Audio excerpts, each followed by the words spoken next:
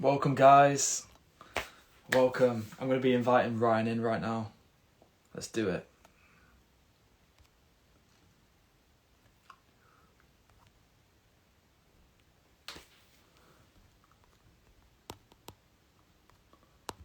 Ryan.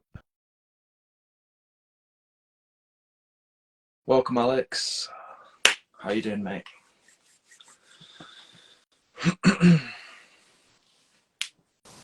Ryan, how you doing? I'm good, bro. How are you? I'm good, man. I'm looking forward to this. Me too. Can you see and hear me well? I can hear you well, yeah. Perfect. If at any point anything changes or it breaks up, just let me know and we'll figure it out as we go. Okay. Where are you right now? Are you in the hostel? Yeah, so I mean it's like a hotel hostel, so it's fairly busy. Plus, here in Argentina, like in Buenos Aires, where I am now, it's their holiday season, so everybody's flocking out and they come here specifically. So Oh, everywhere is so busy at the minute. So luckily today it's not raining, so all of the parents and their children have gone out. So I'm sat here in the games room where there's snooker and pool and ping pong. So at the minute there's no kids. So fingers that's good. crossed we're good to go. Well, you can always tell them to fuck off. You could do. You could do, but only in Spanish. Do you know any Spanish? Sí, claro. I know a little bit. I know a little bit of Yeah, Spanish. I picked up as I've gone. yeah. How's it been the whole trip in South America? For me, it's been amazing. So yeah, I just thinking back the other day, actually, how far I've come. So I started in Mexico. I made my way the whole way down through Central America, over to South America, and it's been 15 months now since I started. Wow. Yeah. Wow. What inspired you to do it? I'd always been saying to myself for a very long time, like, I'm going to do this, I'm going to do this. And COVID happened and this happened. This is just bullshit excuses. Like, you're either going to do something or you don't do it. And then one day I was sat on my laptop and something was literally telling me, book a fucking flight somewhere. So I picked up my credit card, booked a one-way ticket to Mexico, and I left a week after. Wow. Damn. Damn.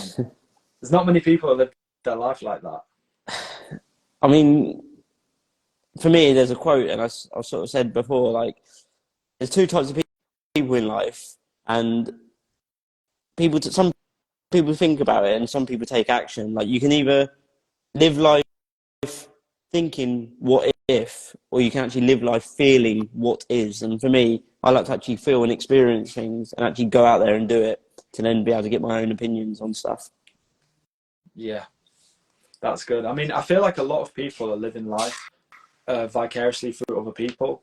Like you got social media, and people are looking at all these celebrities and all these people who are living amazing lives, and they're almost in their brain, they're almost living that life just because they're absorbing it every day. And like even I found that where I've looked at other people who are successful and I've been consuming their stuff, and it's like, well, what about my life? What I want to do that kind of stuff. I don't want to just watch on the sidelines. Yeah, I mean, again, like it goes back to it. You can either be an observer or you actually be a doer, because so many people are so caught up on everybody else's lives and like the comparison kicks in. And look, we're living in a day of social media. Like, you can't not unconsciously compare yourself to other people, celebrities, etc., on social media. But comparison is the thief of joy. And if you're constantly comparing yourself to other people, you're not actually going to put in the groundwork and the required steps in order to actually potentially get to that place. Like, for instance, I've had people reach out to me like, oh, I'm living my life through your travels, your photos. Yeah, it's amazing. But then they're saying things like, oh, I wish I could travel all the time like you. But you can either wish it or you can want it. Like, if you change your wants to needs and musts, that's when you're going to be able to achieve it in life. Yeah, I've got some trolls already. I used to get these trolls coming in on lives. Yeah. They're back. Bring them in. Bring them in. We Come love on, them. You let's fucking go. motherfuckers. Bring them in. More. Uh, I love a troll. I love a good old troll. oh, but yeah. So obviously, I want to talk to you about your story because it's Yeah. mental. To be honest, Yeah, like it's man. one of the inspiring stories I've seen of any coach I know. So that's one of the main reasons I wanted to get you on because your story is like proof that there's like it really does. it really is about how you respond to adversity and what you make of your life. So I want to know. See, we've got more of them. Now, listen, mate, carry on. Don't worry about these idiots. Okay, so fucking hell, they're so annoying, man. I don't know where they come from, but I suppose it's a sign I'm doing something right. Yeah. But yeah, so I guess, have you always, like, obviously when you were a kid, have you always had this mindset of live life to the max, or was it in response to the adversity that you went through? Yeah, so like, no, that's a great question, mate, to be fair. So for me, I'd always been like an outgoing kid, like especially as a young child. I'd always just do like the crazy stuff. I was the crazy kid. Like someone tell me to do something, fuck me, I'd do it. I would literally do it just for the fun of it. But then through the adversity is when I really started to actually live my life. Because yeah, I was saying yeah, I was living my life, but you know, we're all born with two lives, but the second one only begins when you realise that you just have one. Mm-hmm. And for me, it took literally dying and even further than that to then realise, fuck me, I need to really reevaluate my life. So yeah, going back to the adversities for me, if you want me to explain a little bit about Yeah. that, about what the things that happened to me. Yeah, so as an 18-year-old lad, as you do, you go out clubbing, partying with your friends, etc. And me and a group of friends, we went to this one nightclub, and we'd go there sometimes even 3 times a week. That's how local it was. And this one night, there was some trouble going on inside there, and there was just a group of guys, and they were literally out to cause trouble. And you know, you get some people like that in life; they just can't wait to go out and start a fight or start arguing with someone. And me and my friends were there, and some of our older friends had an argument with these guys. It all got cleared up. We left, and as me and my younger friends left and got into a cab, these older guys had followed us out. So then we're driving off in the cab, and they literally pulled us over and said stop, dragged us out of the cab, and then we have a bit of a disagreement in the club car park. And then as a little bit of time goes by, like 5 or 10 minutes, we decide it'd be best or wise even to get ourselves another taxi, to get a separate taxi back to the safety of our parents' homes. But then as we left the club, these guys followed us because their bright headlights were shining in our car, and then they radioed through to our driver and literally said, like, fucking pull over now. So our taxi driver pulls over, and then this car pulls up behind us with the guys in, and they just turn their lights off. So me and my friends are sat there, and it's just complete silence. And we're looking at each other like, what the fuck's going to happen now? And then a short period of time goes by, like 20 seconds maybe, bam, bam, bam, on the front passenger window. And my friend just opens the window and says, like, is everything okay? Bam, he starts getting punched through the window. So immediately, me and my friends would do what any normal person would do, which would be to go to get out and try and stop this from happening. So my friends get out this side, and then I open my door, but the same guy who was punching my friend ripped my door open, and he started to punch my head in as well. So I'm sat there, and bearing in mind, I hadn't even had time to take my seatbelt off, so I'm literally stuck, and I'm glued to the seat.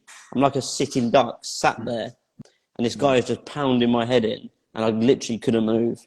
And, you know, Magnus, at one point I was sat there and I was obviously panicking, nervous. I was desperately trying to get the buckle undone. And at one point I said to myself, this is it. This is how you are going to die. And I honestly thought that was the end for me, because like the beating was so severe in the left side of my temple here. I thought, that's me, I'm done. But then something in my mind just clicked and said, like, no, it's not. Like, you need to get out. And I was so focused on undoing that buckle. And thankfully for me, I managed to pop the buckle, and I released the buckle, and I got out of the side. And as soon as the buckle was released, this guy he pissed off. I got out of this side door and I run down a side road. I called a friend to come and pick me up. He picked me up and took me back to my parents' home. But the whole way back in the car, my heavy head was just dropping down because like, I couldn't keep my head up because of the beating. So as we're driving, I remember my friends just saying to me, like, we're going to take you to hospital, we're going to take you to hospital. And I was like, nah, you know, like, I just want to go back to my bed. Like, I just want to get into bed because like my head was hurting so bad. And obviously I got back to my parents. I got into bed, and then my mum was monitoring me because she knew that something wasn't quite right, but there was no signs of blood or bruising, no signs of trauma at all. And then I started to be sick, like vomit, this jet black vomit. And my mum was saying like something's really wrong with Ryan, like to my dad. But my dad, being my dad, was just like, nah, he's just drunk way too many black Sambucas. Like he's pissed out of his face, and he'll be fine in the morning.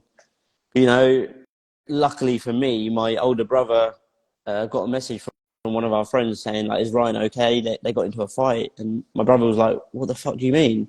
So he tells my mum like, "Wake Ryan up, make sure he's okay." They come to my bedroom, tried to wake me up, unresponsive.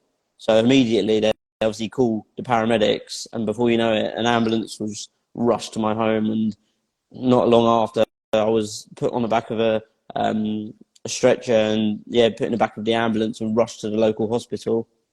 We arrived there, and my mum come with me. My dad stayed at home with my siblings, and my mum was obviously like asking all the questions. What's happening to Ryan? Like, what's happened to him? They didn't know that, so they wasn't giving her any answers.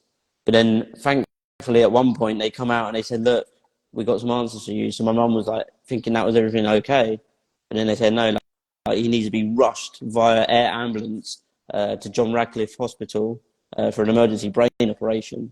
And my mum's like, what the fuck? Like, there's nothing wrong with his brain. And they're like, no, he's got really something that's going on inside. Like, they need to get this sorted like as soon as possible. So they thankfully got me in the ambulance and took me via Blues and Twos and rushed me there immediately. And obviously my parents sort of followed in pursuit. And as soon as I got there, I had to go in for an emergency brain operation because I suffered from a fractured skull and a blood clot due to a bleed on the brain. So I had to be put into an induced coma and be put on a life support machine.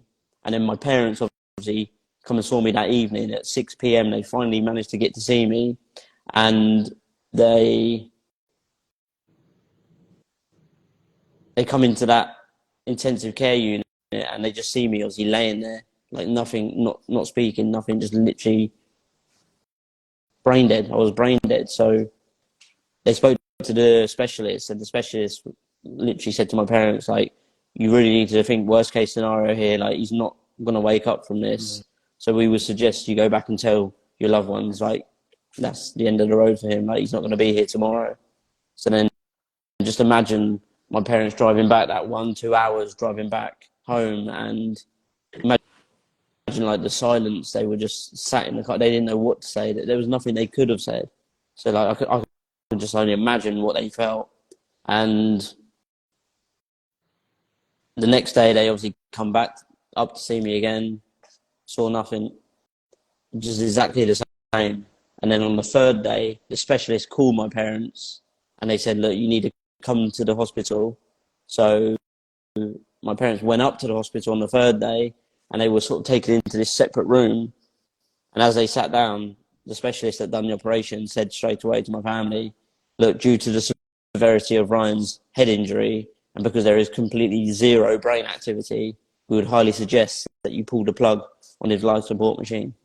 But then my dad done something that would ultimately save my life. My dad stood up and he said, no fucking way. And then my dad literally just told them, no way. And by my dad doing that, it actually saved my life. And yeah, over the weeks and months, or even weeks and days that went past, nothing was happening. Like I was brain dead. But then I started to improve, and before the next week went by, I started to improve to the point where they did try to wake me up. And when they did try to wake me up to start with, I wasn't breathing by myself. It wasn't like I just opened my eyes or anything. So they put me straight back into the coma. And again, my parents were saying, like, you need to give him another try. You need to let him try again tomorrow. So again, thankfully, they tried again the next day. And then when they did try again, I did start to breathe by myself. But again, it wasn't like I just woke up. I was just breathing on the machine. My parents knew deep down that something good was going to happen. Like I was going to come around. And then, yeah, by the end of that second week, I did wake up. I couldn't speak. I could barely move because I was so drained. I had like the tracheostomy in my throat here. My eyeball was sticking upwards. I remembered every single thing, and I remember I took a pen to paper and I wrote every single thing down, everything that happened, and the police were obviously there and they couldn't believe, like, I remembered everything. But just before waking up, I was gifted an out-of-body experience, and like we probably heard these on the television, on papers, on internet and stuff, and I never believed in any of this stuff before. But then actually when I did experience it myself, wow, man, it just made me question my whole life and like, what the fuck is this? What are we living on? And man, it was crazy. But yeah, long story short, after that, the next week after, I did start to walk again, did start to talk again, obviously. I sent to a separate hospital closer to home. And then before you know it, I was back and in and out of hospital within a month.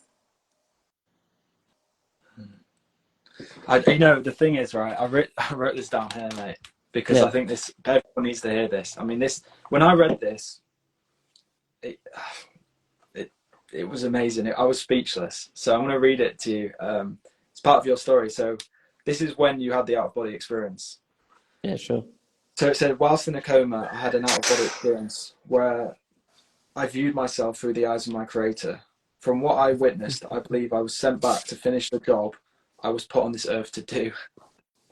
I mean, that's incredible. I mean, that you believe that you were given that lifeline to come back and finish a job, which for you is to inspire other people to live life to the fullest and create a life that they truly love. That's powerful, man. Like, and knowing that your life is a mission and that your life easily could have been taken away, that must fuel you every day. Yeah, man. Like, thank you as well for writing that down and reading it back to me as well. And, you know, like, before that, when I was talking when I was a child in school and stuff, you know, like, I spoke about this recently. When I was a young child, maybe like, not even a teenager, before that, 10-year-old child, I never had any dreams. I never had any visions. Like, I didn't want to be a firefighter or to go up in a rocket to space. Like, I didn't want any of that. I didn't want to be a police officer. I didn't want to be a banker. I didn't want to be anything. I just wanted to be smiling and happy and make the people around me be happy as well. And I'd always said to myself, like, what is my purpose, as to say, like, why am I here? And that's what got me going down the route as a mechanic. I was a mechanic for 13 years in one single garage because I didn't know what to do with my life. But then that, you know, happening to me was the biggest wake-up call. And I made a quote, and it says, sometimes your most profound periods of pain can also turn out to be your greatest gifts of growth. Because that, for me, there was the biggest gift of growth. Like, at the time, well, I was dead, basically. Like, next step from that was death. So I was literally knocking on death's door. But I had to go that far in order to open my eyes up and think, what have I been doing for the last, however old I was, what was I, 18 years old at the time, just turning 19. Like, what have I been doing? So it made me reevaluate my life. But then leading on to something even more powerful was the next stage of my life, which was when I went through the depression. And that's when I really opened up my eyes and really found out what I was truly made for, you know?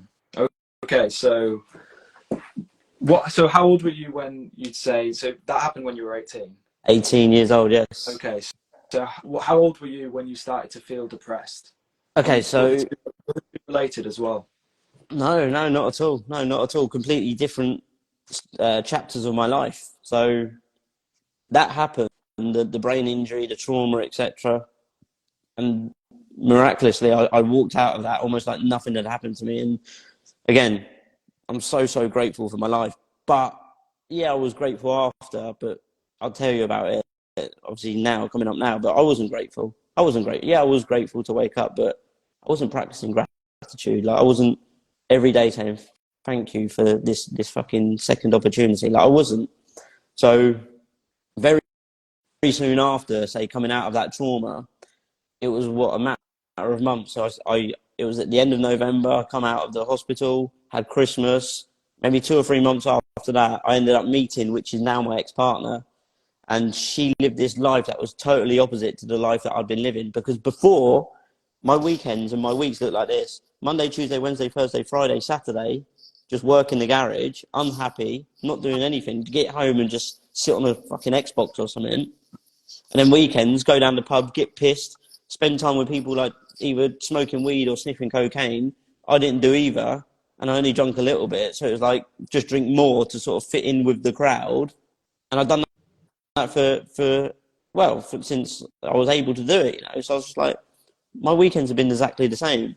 But then this girl that come into my life done the opposite to that, and I'm like, this is a blessing in disguise. Like, this is exactly what I need to take me away from the current habitual routine of doing the same old shit, same old people. And look, I'm not saying these people are bad or anything, but they're just on a different path to me. And I knew deep down that something was telling me, like my soul was saying, this is not your path. But I was pushing myself to go down that path. And, you know, like, the soul does not lie, nor can it be lied to. If you're lying to yourself, it's going to show up in different areas as pain. And the pain was saying, like, why am I doing this every weekend? So I straight away went down this separate pathway, and I just went full on with this new girlfriend of mine. And yeah, it was a fast-paced relationship. But the only thing, you know, Magnus, was I boxed up and buried all of those previous emotions and feelings, thoughts and feelings from the trauma. And I was almost acted like it never happened. Like, I just forgot only just a few months. I was laying there on my fucking deathbed.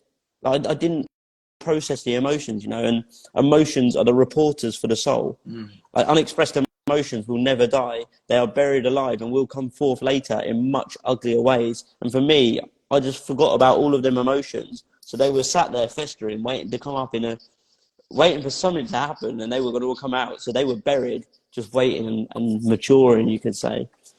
And yeah, look, we went on amazing trips. We'd go to London every weekend. Every weekend we'd be going up to London. And then before you know it, we went on our first holiday together, which was my first time abroad ever. Never been abroad, never been on a plane before.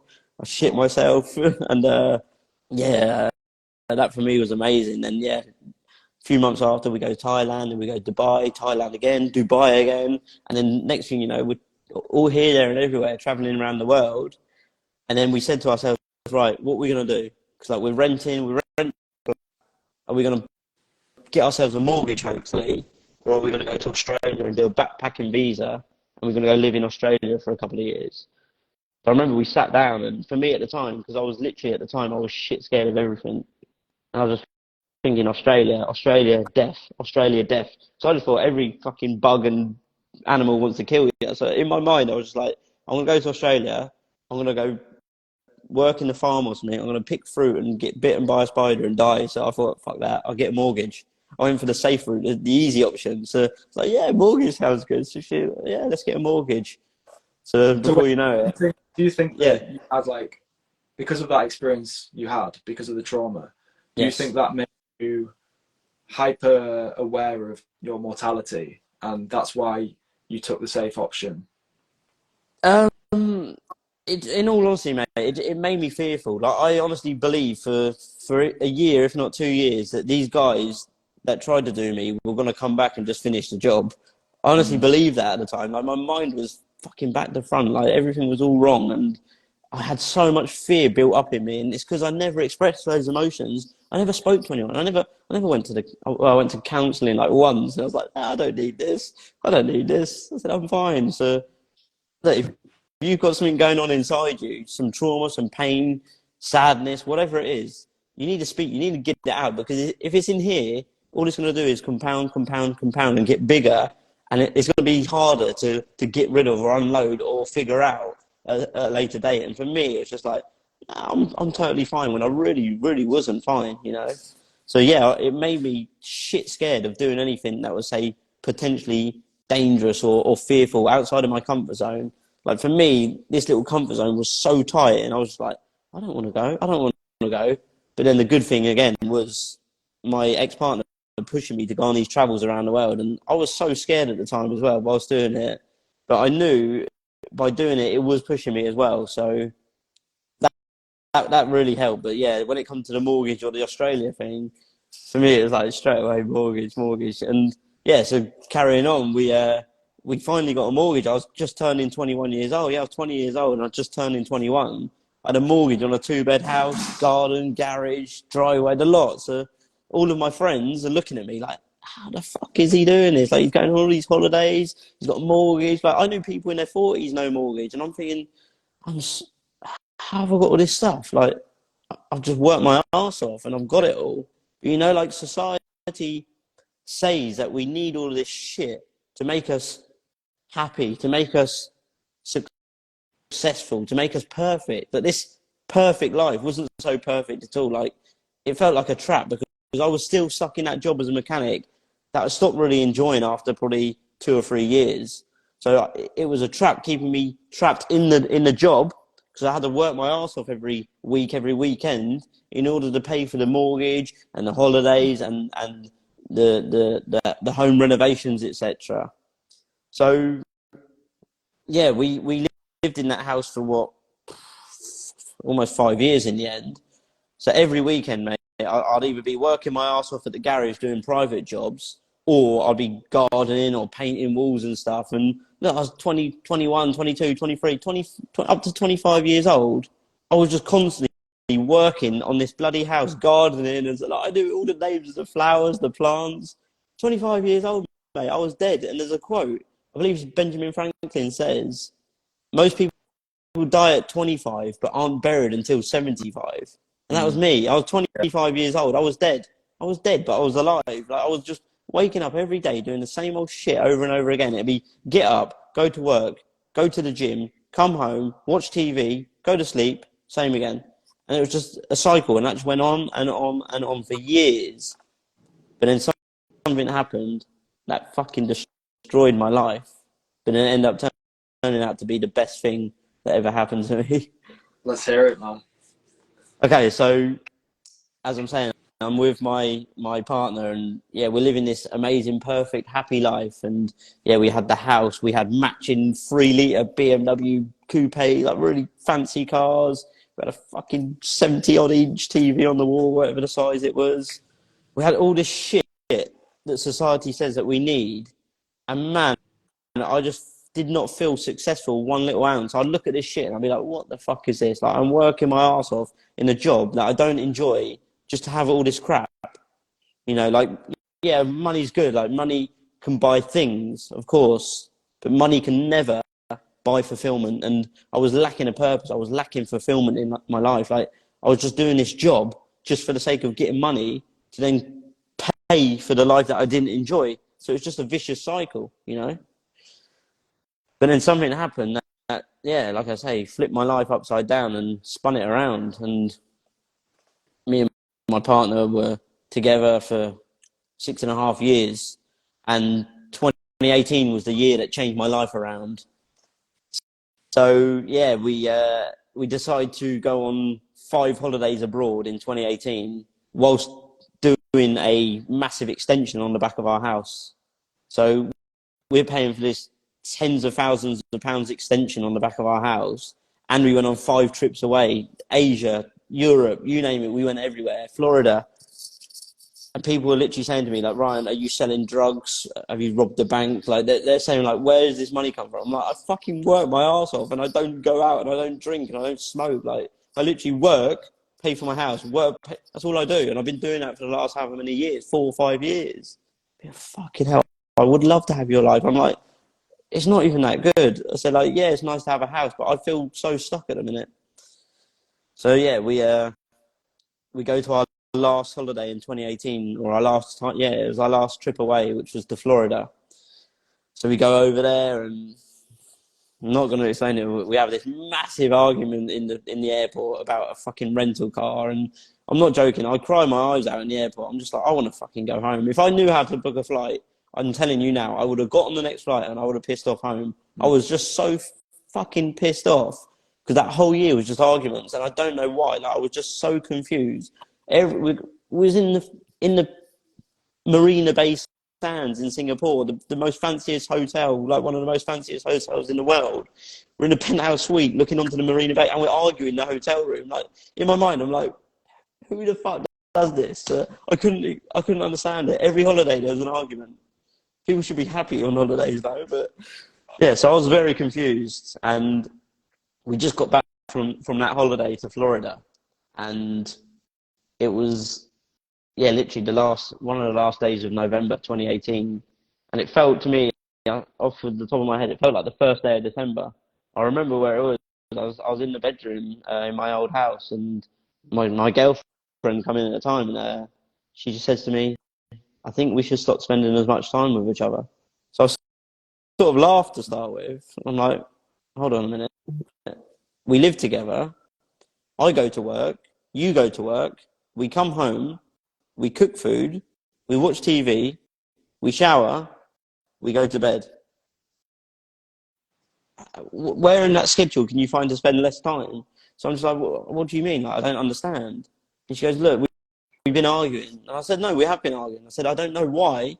I said, but let's just figure this shit out now. Let's stop this argument. Let's sit down. Let's write it out. Let's figure it out. But I don't understand. And she's like, no, we need time away. Like, I need time away. Fuck's sake. So I'm like, what? I don't know what to do. So in my mind, I'm trying to think of all the answers of what I could do to fix this problem. But she just told me I need space. So, okay. As much as I didn't want to give her space, because there was no really space that I felt I could give her, because it's like we live here and then we go to work. So, okay.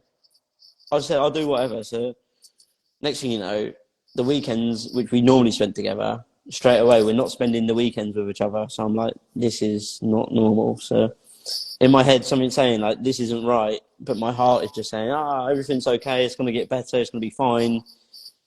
So yeah, my bullshitting brain was just lying to me the whole time. And yeah, before you know it, the days went past and then the weeks went past. And bearing in mind we're in December, all I see on TV and in the gym and in the shops and everywhere I go is just people cuddling and holding hands and kissing and shit. And there's me, like, don't even really speak to my partner anymore. So I'm just like, what the fuck is going on in my life? So yeah, the days go by and before you know it, it's to Christmas Day, and I find myself waking up on Christmas Day alone. And that's one of the most sort of shittest feelings that you could ever feel, I guess. Like, imagine that.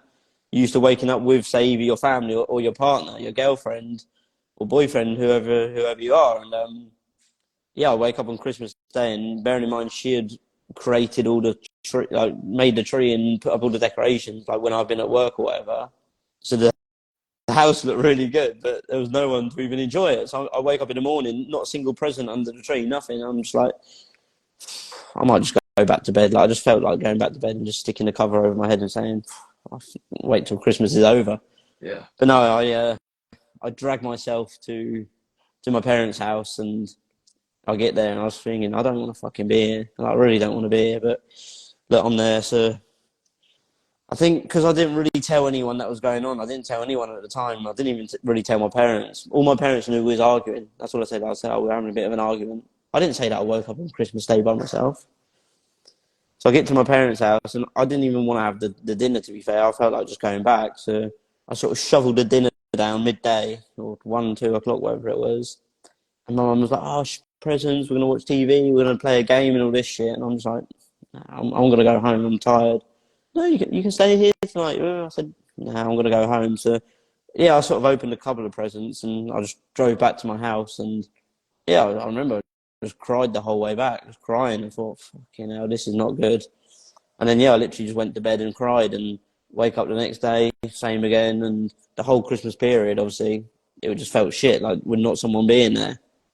And then, yeah, as the months go by, sort of January goes by, February comes around, my birthday's in February, ended up spending sort of my birthday alone again. Yeah, obviously I wanted to support my parents and stuff, but I didn't want to celebrate. I felt like I had nothing to celebrate. So that was that. And then a few days after, my nan died, which was, for me, fucking horrible, but I literally didn't have one single tear left to shed. Like, I couldn't even shed a tear for my nan. Like, I stood over her dead body and couldn't even shed a tear, mate. Like, all my family are crying. I just went back to work. I went back to work and started fixing cars. Like, I remember I walked into work and my boss didn't even know what was going on because I just looked so blank. So he didn't even ask. Right. And then the next day he went, how's your nan? I went, she's fucking dead, mate. Wow. He went, why'd you come back to work? I was like, I don't know. I fixed a car. Like, I don't know. But then that day I remember I went back to my home and I saw my girlfriend or ex-girlfriend, whatever you want to call her, her car was there and she had gone back to Florida to go and see her mum. to clear her head. So I knew it was going to be a lie. I knew it was a lie, but I was like, whatever. So the car was there, and she was asking me, blah, blah, blah, and I was like, just don't speak to me, blah, blah, blah. And yeah, then she asked me like what was going on, so I just let it out. I told her about my nan, and she was crying her eyes out, and I was like, I couldn't even cry, so I was like, leave me alone and what have you. And yeah, before you know it, a couple of weeks after, it was time to go to Cape Town. So me and my partner, we had a trip booked from the year before to go to Cape Town together, and she told me just sort of January, February, she didn't want to go anymore. So I had all the shit with my nan and the funeral and all this stuff. So I was like, I'm not going to go. I'm just going to give up. It only cost me, I don't know, 500 quid for a flight or whatever. I don't care. And then something said, no, go, do it. So I plucked up the courage, and I figured out how to rebook everything. I booked myself a hostel, the flights, everything, sorted it. So I was going to go on the Monday, I believe. And that weekend, I planned to go out with one of my friends, because me and him would go out, and he really, really did help me. So if he's looking at this or he watches it back, my friend Chris really helped me out, because we went out every weekend, and he was really there for me. And we planned to go out this one weekend, and we booked a table for two. And everything we was doing, we couldn't find this fucking table for two. Every restaurant, the most expensive restaurant in the town, couldn't find it. Couldn't get a table for 8 o'clock. And then one prezzo said, yeah, we'll do you for a table for two. So we booked it. And then I remember I said to my mate, I said, I'm going to pick you up in the Uber on the way. Picked him up, and we go in there 8 o'clock. And he's a big lad from the gym. I met him from the gym, and we're walking in, and I just got my head down, and I'm just like this, not caring in the world, not even focusing on anything. And I remember I'm sort of like looking at my friend's back, and as he sits down in these seats, literally, as he sits down, the seat next to him, my girlfriend, her head pops up in this fucking restaurant, and it was her 30th birthday the next day, and she told me she was going out with a friend, or out with her mum, I think she said. So her head pops up, and she looks at me like this, like, and then I look, and there's just some random guy sat with her. She went, what are you doing here? What am I doing here? So I come for food with my pal. I said, what the fuck are you doing here? So then people were like starting to look, and then I'm like, come on then. So what the fuck is going on? I said, what is this about? And then people were just like staring at me, like it's dead silence. So I shook the guy's hand. I said, look, fair play. I said, no problems with you, mate, at all. Nothing, no troubles with you at all. Because this guy could be innocent. He might not even have a clue what's going on. I said, you on the other hand, I said, you're lying. Why are you lying? And I said, you're lying, and you're doing it like 5 minutes from our house. Like, what the fuck? So, yeah, I sort of just told her how I felt. I walked out of that restaurant, and I felt like a brand new man, honestly. I felt like this huge weight had been lifted off my shoulders. And then that night, I went and got slaughtered out my face. Not going to lie, I got pissed completely out of my face, and I don't even know how I got home. I got home at 8 o'clock the next morning. I was going to put a brick through the window because I couldn't open the front door. Like, it was just really bad, really bad. And then the next day, I decided to drive to the shopping centre, and yeah, I was fucking drunk in all honesty, and I'm walking around, and I'm thinking, nah, I don't know what to do. I'm gonna go see her on her birthday, and I'm gonna go have it out with her. So I drive over to her parents, and I'm like, what the fuck is going on? And she basically put it all on me and said like it was all my fault, and I said whatever. So I ended up going, went to see my parents for 10, 20 minutes, and then I go back to my home. So bearing in mind, I'm now going to Cape Town the next day, and I'm looking for my waterproof case, so my phones I'm going to see. And I knew it was under the second bed where she had been staying. She was sleeping in the second bedroom now. I knew we had all the travel stuff under there. So I went in there, and I put my hand in the backpack. I'm fiddling for this case, and then the passport's there. That's her passport. I'd already got my... There's a second passport. I already got my passport. I open it up. This guy's face is on it. What the fuck is going on here? So I put my hand in again, pull out two tickets to Dubai. Yeah. Okay. So the day that they got back from Dubai was the day that my nan died. And then when I went and saw her the day before, when I said to her, I said, be honest, I said, how long have you been with this guy? 2 weeks. But then I just found out there and then that 2 weeks prior, they had just come back from Dubai. So you don't go on your first date to Dubai, do you? Yeah. So for me, yeah, I go to Cape Town the next day. Yeah, I was shit scared as well, but you know, I was there now. There's no turning back. Like I don't know, 30,000 up in the air. Like, there's no turning that jumbo around there. So I'm going there. I'm like, look, I'm all in. So I get there, and straight away I felt so at home because I met this group of travellers from around the world in this hostel, and I felt so peaceful. I felt so good just being surrounded by like-minded people. And this goes to show the importance of your surroundings. I instantly felt better like that. And I'd push myself, I'd challenge myself, I'd go here, there and everywhere, do new things. I'm walking around fucking South Africa, around Cape Town on my own. And I'm like, I don't know what I'm doing, but I figured it out, you know. So I come home 2-3 weeks later. And at that point in time, I hated two things. I hated the sound of silence and I hated my own company. And I walked through that front door and it was just dead silence. And I looked and I just dropped my bags and I just broke down. I'm on the floor and I'm crying my fucking eyes out because I realised in that moment that the sound of silence and my own company were the only two things that I had left. And that was it. That's when the depression started to kick in. Wow. How long did that last for, that period of depression, from when you dropped your bags and you broke down to when you started to feel like yourself? Yeah, that's a great question. So literally that day then when I walked in through that front door was just, obviously I was like depressive thoughts before anyway, like through Christmas and stuff, but April 2019 we're in now, that's when I started to feel myself spiral downhill. And literally after that day, it was just a deep downhill spiral and it was going so fucking fast. Every day I was getting worse and worse and worse. And it was like a Groundhog Day. I'd just wake up and I'd just think the same thoughts, feel the same way, trying to change the past. I was literally trying to alter what had happened. And like in my mind, I was trying to go back. How can I get back and like change everything that happened so I can make it better? Like, listen, you can't go back. You cannot go back in life. You can only focus on what you're doing now in this moment and then go forward to change the future, you know? And, you know, look, I was doing everything I could to try and like speak to her. I'd message her, or like she'd just randomly come back to the house whenever she wanted. So I'd be like, I'd try and speak to her. Oh, can I do anything? Can I help you? Like doing anything I could to try and win her back almost. Why am I trying to win someone back who's already fucking forgot about me a long time before, you know? Because my mind was so fucked. I was just trying to do everything I could. Like in my mind still, I was trying to figure it all out. I was trying to sort things out. But then I was just stuck in this real deep downhill spiral to the point where I hit rock bottom, and that was it. I was just fucked. And then I remember one day, it was just like I'm going to download social media. Like I got rid of Instagram, Facebook, fucking all of that shit, Snapchats and stuff. So I download Instagram, and then straight away, again, like we started about, I'm comparing my life to other people. I start adding people. Oh, I haven't seen them for ages since school. I haven't seen them for years. Oh my God, look at them. They're out on the weekend. They're having a right good laugh and good fun and stuff. That's what I need. I'm going to go out on the weekends. I'm going to have fun. So bearing in mind, I'll be spending every single night, every single day, every single weekend, sort of just in this self-pity party of shit. I thought, I'm going to go out and I'm going to go on the weekends and I'm going to find fun.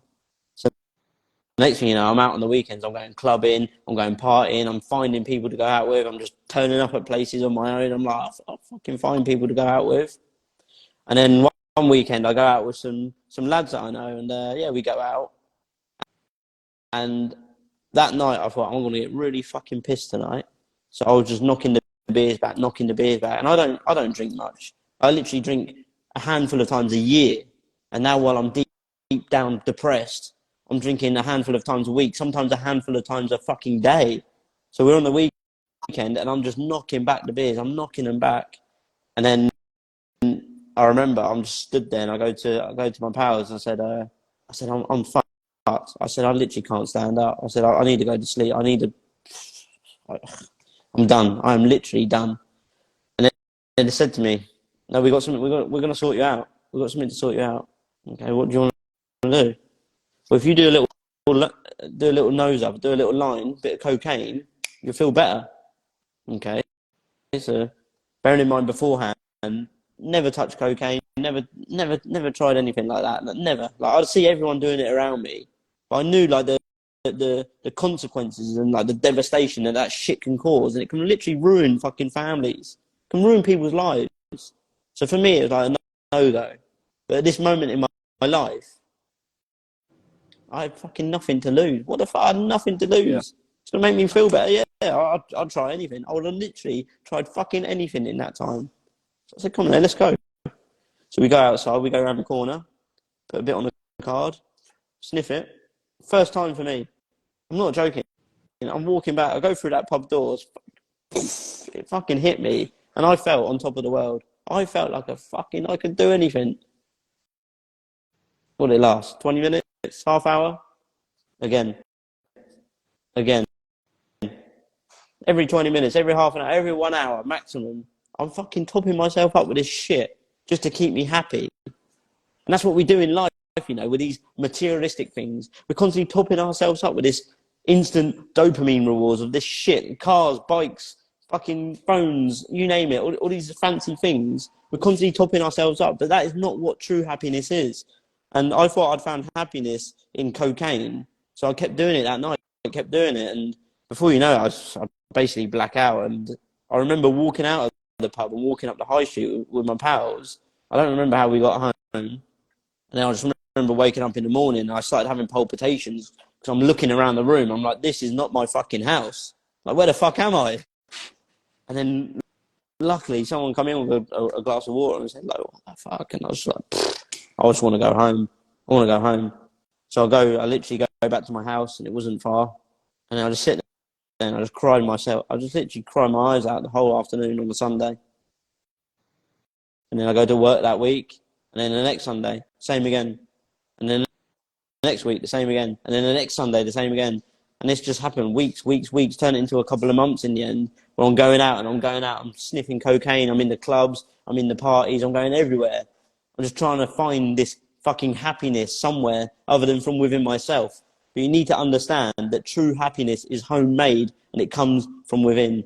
You're never ever going to find it in a person, in a place, in an item. And I was so fucking desperate to find it in someone or something else. And I was doing anything I could, drink, drugs, sex, everything. Everything that I thought I could find happiness in. Yeah, sometimes it made me happy for a split moment, but it doesn't last. There's a big, big difference between happiness and true happiness.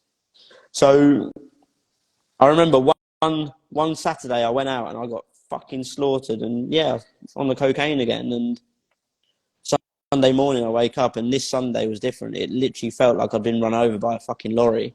And I was just crying my eyes out. And I'm like, that's it. I'm done. I don't want to do this anymore. Like, I can't do this anymore. I cannot go through this any longer. Like, so at that moment in time, I'm starting to feel like suicidal, and I'm thinking, there's only one way out of this. So I decided to take myself to my local GP, to my doctor's. I think I got an appointment for like the following week. So I go see my GP, and I remember I walked over. I drove over there, and I went into their office. And I'm thinking, fucking, what do I say, and all this shit. And I remember I sit down at the desk there, and there's a lady. Never seen her before. Never had this doctor in my life. So again, it's a bit awkward as well, being a new doctor. It's not like a familiar face.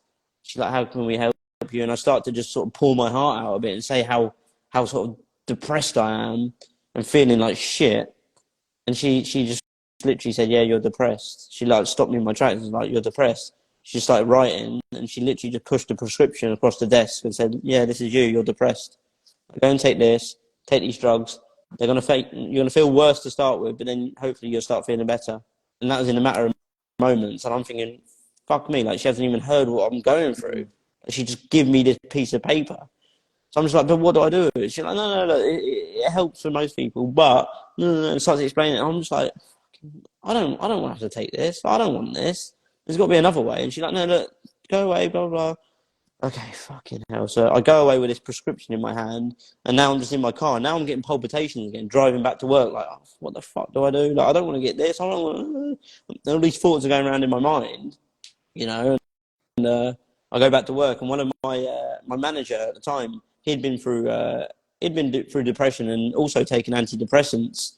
So I'm speaking with him, and he's like, nah, look, this dosage is way too much. Like, they're crazy. And I'm like, so that made my thoughts go even mad.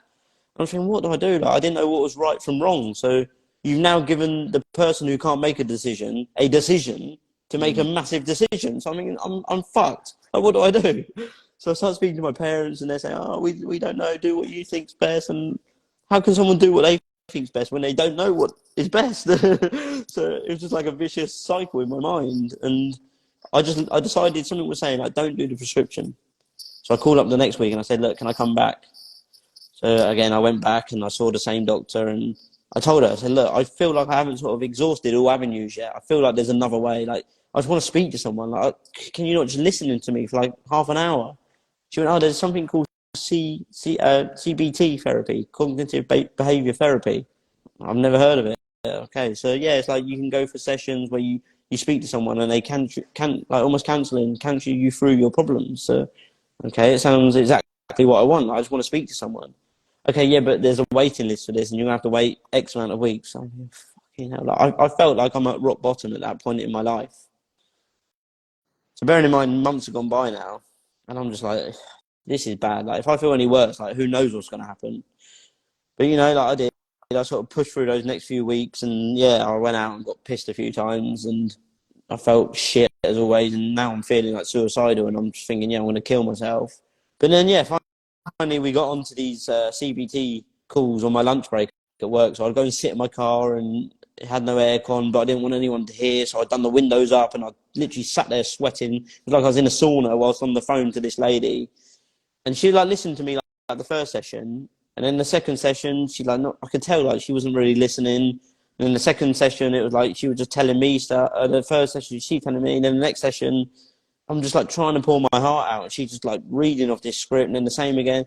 And I'm just like, I don't feel good. Like these sessions, like the first one or two was okay, but then they were making me feel worse because it was so scripted for me. And look, do not take this as like, don't do it, because I know people that have done CBT and they've had amazing results. But for me, it wasn't working. Like, I just needed someone to just get everything off my chest first. And then the CBT probably would have worked. But I just had so much on my shoulder and inside my body. Like all those emotions were still trapped inside.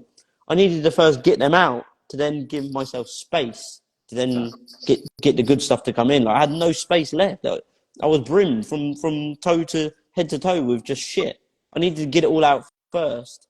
So I remember one weekend, Magnus, I ended up lying myself out of CBT sessions, and I'm sat there on a Friday in my car, like literally sweating my nuts off. It's literally sweat dripping down my head, and yeah, I remember this lady talking this stuff, and I'm just literally my ears are closed. I'm not listening to it, and I just stopped her and I said, "Look," I said, "I don't want to be funny." I said, "But I don't need this anymore." And then she was like, "Okay, so do you want to talk to me about this?" And I said, "No." I said, "Honestly," I said, "I feel the best that I've ever felt." I said, "I feel so good. Like I've never felt so good." She knew I was lying. Mate, I felt the fucking worst I'd ever felt at that point in time. She knew I was lying. So she was trying to talk me around and give me suggestions and strategy and all this stuff. I didn't really give a shit. I was done with it, mate. I was so done. So yeah, I ended it there and then. I said, "I'm done." "Oh, you're more than welcome to come back." I said, "Yeah, I'm seriously, I don't need this anymore." And then the next day was the Saturday, and that was the day that I literally planned to kill myself. So yeah, I woke up that Saturday morning and I just didn't know what to do with myself. So I remember I was just moping about in the morning, walking around my house, just thinking, I know what I'm gonna do, but I'm too scared to do it, because at that moment in time, my biggest fear was death, and I'd had that fear since 9, 10-year-old boy. The fear of death fucking petrified me. So I was just walking around my house like, what am I gonna do? Like I knew what I was gonna do, but I was too scared to do it. So I sort of slumped myself on the sofa, and I'm just crying. I'm crying, because I knew what I wanted to do, and I knew what I had to do. I was too scared to fucking do it. So I had that shoulder devil on that side, and I had the shoulder angel on that side. The devil was saying, "Go on, don't be a pussy. Like you're too scared. Go on, you're a pussy, mate. Just do it, do it, do it." And then the angel was this side saying, "Just remember, your biggest fear is death. If you do this, there is no coming back from this. There's no coming back. You won't get another chance. So you try." So I'm thinking, what do I do? What do I do? Do I go this side? Do I go that side? And my head was just torn, and I didn't know what to do. As I'm sat there, bam, this single one thought come into my mind, and it literally turned my fucking life around. I'm laying there, and this one single thought come into my mind, and this single thought said, could I live with the thought of dying with regrets? I don't know where it come from, but I literally grabbed onto it. It was like magnetic. I was magnetized to this thought, and I just kept repeating it in my mind. Could I live with the thought of dying with regrets? Like, I haven't even tried. Like, what the fuck? I haven't even tried to get myself up and out of this ditch that I dug myself. I've just been in this self-pity party of shit, and I've made all this shit myself. Like, I've just made all this stuff up in my mind, and I have not once yet tried to get myself up and out. I've just masked all of my problems with drink, drugs, sex, and all these things that I think is going to make me happy, when first I haven't gone inside to really get to the root cause of it. Because if you don't go within in life, you'll end up going without. And I hadn't gone within. I was looking outside for all of the answers, when all along they were all inside me, waiting to be found. So that thought just triggered me, and it made me sort of look back on my life already. And I started to look back to an 18-year-old boy.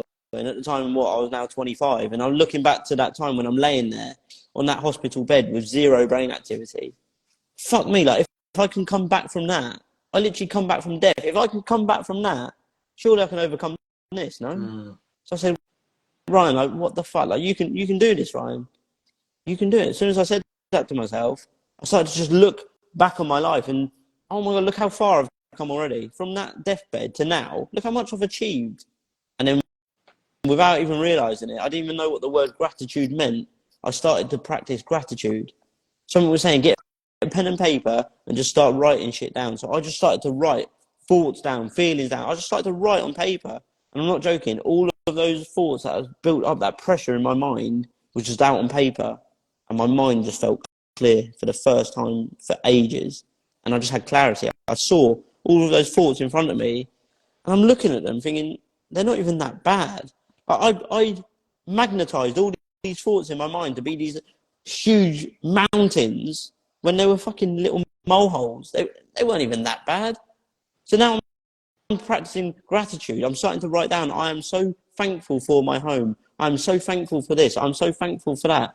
Because in that moment, I realized that the nightmare that I was going through was actually a dream for somebody else. Because there's so many people that are living out there on that cold, hard concrete that would have loved to have traded places with me.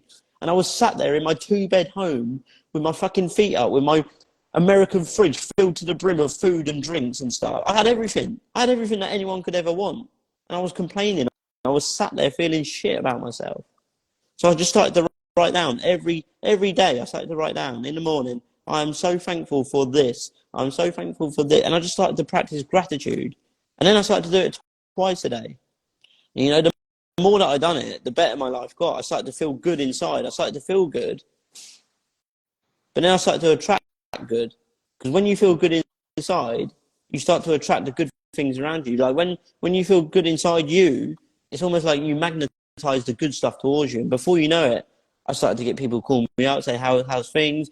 People would turn up at my door. Just little wins would come up. And before you know it, boom, I get my house on the market. And that's all I wanted. Since seeing my girlfriend, or whatever she was at the time, in the restaurant with somebody else, I just wanted to get out of that house. That was like a prison for me, you know? That was like a prison. And I had to pay for the membership for that prison every month, which was staying in that fucking job. And I used to say, like, the home was a prison, but the only prison that we are ever trapped in is the one that we have created within our own mind. And yeah, before you know it, the house was up for sale, and I was so happy. And yeah, and then it finally got to the day that we sold it, and finally for me, it was like this big sense of liberation. But, you know, when I started to improve my mindset, I started to realize, like, the doors on that prison weren't even locked. Like, the person that held the key was me all along, but the door was fucking open. All I had to do is just push it and walk through. I kept myself trapped in that mental prison for 6 fucking months. I was 6 months depressed every single day because I thought I was trapped. You know, your words are so important. I used to say, I will never be happy again. I'm trapped in this prison. You know, I used to wake up every single day. I used to scream the words, fuck you. I'd scream it, fuck you. So I didn't want to wake up.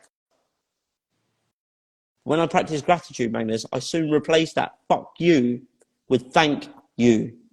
Because every single day that you open your eyes, you open two of life's most precious, priceless gifts, and that is your eyes. And that's why they call this moment the present.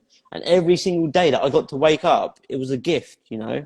And I hadn't practiced that gift one little bit. Since being given a second chance from waking up from that coma, I hadn't really practiced gratitude. So every fucking day after that, I wake up and I say, thank you. What's it take? A second. Thank you. Thank you. They're the most important words that you'll ever say. Thank you. Because if you can't be thankful for the small things in life, then how the fuck do you think that you're ever going to say attract and bring good things into your life? Because getting more of what you've already got, if you're not grateful for what you've already got, then getting more, how's it going to make you happy? It's not. You need to be positively dissatisfied, which means being grateful for what you currently have, but excited for where you're going and what you're going to get. So for me, yeah, I just started to work on myself every single day, and I started to set myself goals and look for, say, a positive future, because I had no clarity on my future. I had no compelling future, and people without a compelling future perish, you know. So I guess, I mean, there's a lot to unpack just then. But yeah, 100%, I agree with what you said about got to have a compelling future. You've got to have a vision, because if you don't, you only have the past, and a lot of people's pasts aren't very, you know, they're not very desirable. So if you don't have a vision, you're going to be focused on the past. So I completely agree with you. I guess my question is, you know, you've learned to say thank you instead of fuck you, which I think is a very, it's a good phrase. I like that. Do you think that people have to hit that rock bottom to change, like you did? Because you hit two rock bottoms, didn't you? You hit the bottom where you nearly died, and then you hit the rock bottom where you were just depressed and you didn't want to live anymore. Do you think that you need to hit those rock bottoms in order to find gratitude? Because for me, that's how I started to find gratitude, was hitting the rock bottom. But what would you say to maybe people in their 20s, men or women, who haven't hit rock bottom but they're just dissatisfied? What would you say? Would you say it's possible for them to find gratitude, or do they have to let life play out and then hit the rock bottom to then change? Mate, that's a brilliant question, and I talk about this so much, you know, because so many people are literally waiting for disaster let me say that. So many people are waiting for disaster to strike to then say decide their destiny or to say change their life. You know, they're waiting for the bad things to happen to then want to make change. Like, you don't have to wait for disaster to then decide to design your reality. You know, like, so many people think that they need to wait for, I don't know, like this fucking illness to happen to their body to then become fit. So many people think that they need to be sacked from their job to then find a new one. Like, you don't have to wait for the bad things in life. Like, you can change at any given moment, and your destiny is shaped in your moments of decisions. So you just need to make one decision and your life can completely change. And like, going through the rock bottom is painful. Like, I've been there. Like you say, I've been through many different challenging times. Like, you don't have to go through the pain, and the way that you don't go through the pain is you learn from somebody else's pain. Like, the best way of learning in life is to learn from other people's mistakes. And fuck me, I've made many mistakes and I've been through a lot of pain, but in that pain is where the best of life lessons are, you know. So we're talking about the adversity, and I made a quote, and it says, adversity can quite often turn out to be a blessing in disguise. And from my own experience, I found that adversity is the prerequisite to growth, success, and true happiness. I believe hidden at the very core of adversity is the key to progress and lifelong happiness. It isn't going to be easy to find this key, but once you obtain it, it will unlock the barrier to your next level of life. So adversity can be a gift if you choose to let it be. So with that being said, I'm not saying Like, you need to go through all the pain yourself. Like, you need to have a relationship breakup, or you need to be sat on your deathbed in order to want to live. But any challenging times that you've been through, look for the lessons rather than the losses, because your perception will shape your reality. And for me, I was stuck in that mental prison for so fucking long because my perception shaped my reality. I saw my life as a bad life, and it was a bad life. If you think you can or think you can't, you're usually right. Like, how you see life is how it's going to be. If you think life's shit, it's going to be shit. But if you think life's amazing, it's going to be amazing. So think of what you do want rather than what you don't want, because so many people are so quick and easy to tell us what they don't want. But what is it that you do want? And then you need to create a compelling future for yourself. So for me, I say you need to set your GPS, which stands for Goal, Plan, See. You need to begin with the end in mind by setting your goal in the future. What does your dream life look like? Get really, really clear on it. Make a plan. What are the potential action steps that you need to take in order to get there? But you need to be flexible with a plan, because a plan is the messy middle part. Sometimes you go forward, sometimes you go left, right, sometimes you have to go 2 steps back. But as long as you know that desired destination, you're eventually going to get there. And then see. Visualize this every single day within your own mind. If you make it up in here, you can have it in here. You can have it in your hands. If you can see it here, you can feel it and live it here. So visualize that life that you want every single day. And when you've got a compelling future within your own mind, that's what's going to get you up and out of bed every single morning. Because the person without purpose will find pleasure in distractions. Fucking powerful stuff, man. Really powerful. And I just want to add to that as well about having a purpose and visualizing, because I think a lot of people, when they say, oh, I'm visualizing my dream life, they think about maybe having a Ferrari or having a mansion or being able to travel the world, whatever it is. What I've realized is that is a trap as well. Like, sometimes your dream life could just be going for a coffee in the morning, or having that freedom to do that, or being able to work with your loved ones. Like, it doesn't have to be like this far away, a Ferrari mansion. I think it's so important to understand as well, like, yourself. Like, what do I want? You know, because a lot of people, they look at what other people have and go, I want that. Well, it's about getting to know yourself. What do I value? Like, when am I at my happiest? What do I do when I don't have to do anything? Like, what do you gravitate towards? Because I think that's where your dream life lies, you know, the things that you naturally I think we all have like a calling. I believe we all have a calling. I believe we all have things that we're just naturally drawn to. And I think this is what I guess we do as coaches. We try and help people uncover that.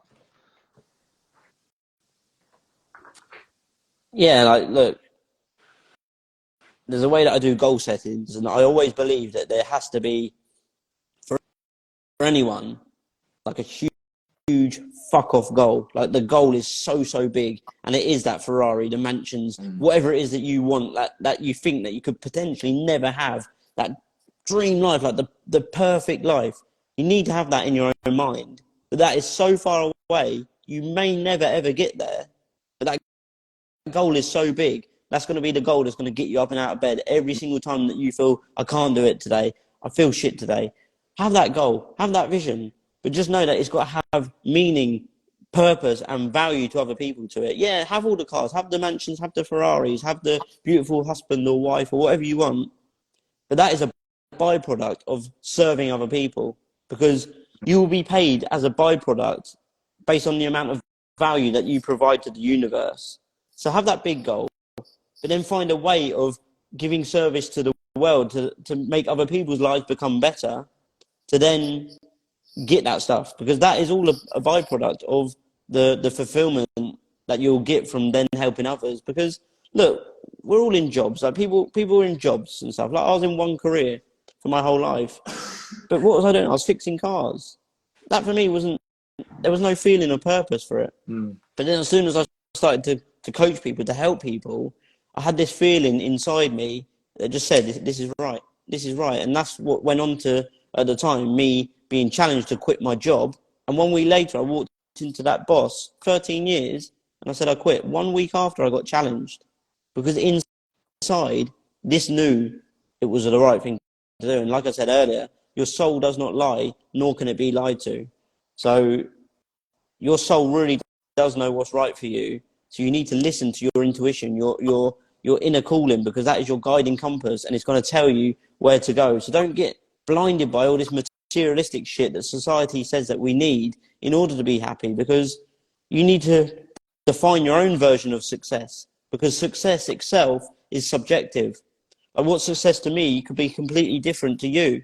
Like we've all got our own different versions of success, but you need to figure out exactly what that is to yourself. Like for me, success for me is a feeling that comes as a byproduct from moving closer towards a desired destination on a daily basis. So success for me is progress, because that's what equals true happiness, is when you're progressing. Like for instance, when I was going downhill, depressed, lost my house, lost my partner, I wasn't telling anyone. I wasn't happy and I'll ring my, yeah, look at this. No, but when I started setting goals for myself is when I really started to progress in my life. And that's have anything you want. You can have anything and everything. You just can't have it all at the same time. Like anyone can be anything, but not everyone can be everything. So just know what it is that you want to do and not what other people want you to do. And then start taking action steps towards achieving that. And then once you do that, once you are living your life on purpose, you'll be rewarded as a byproduct in the future. But one last thing that I'll say is to always focus on the delayed gratification, because so many people want the things in an instant. Hence why society has got us chasing the cars, the watches, the fucking holiday to Marbs. Because it's instant gratification. It's like the cocaine. It was instant gratification. If you want to be truly happy, which is fulfilled, that is a byproduct from doing what you do and you actually want to do, what you love most. So just focus on what it is that you want to do, because I believe that the true meaning of life is to find your gift. The purpose of life is to give it away.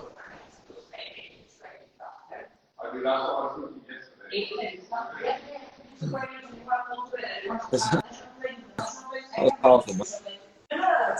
Thank you. So, what would you say to someone who's in their 20s, gone down the route of the 5 holidays a year, they've got the BMWs, they're in a relationship that they're not satisfied with? How would you, what would, if they came to you and said, Ryan, I need your help, I need to find my purpose, what would be the first step for those guys? Like, what would you recommend they do?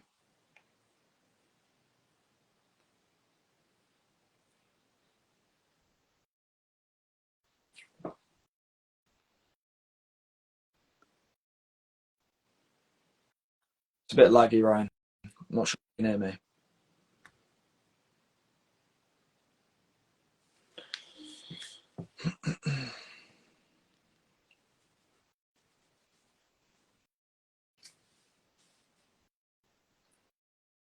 Can you guys see Ryan?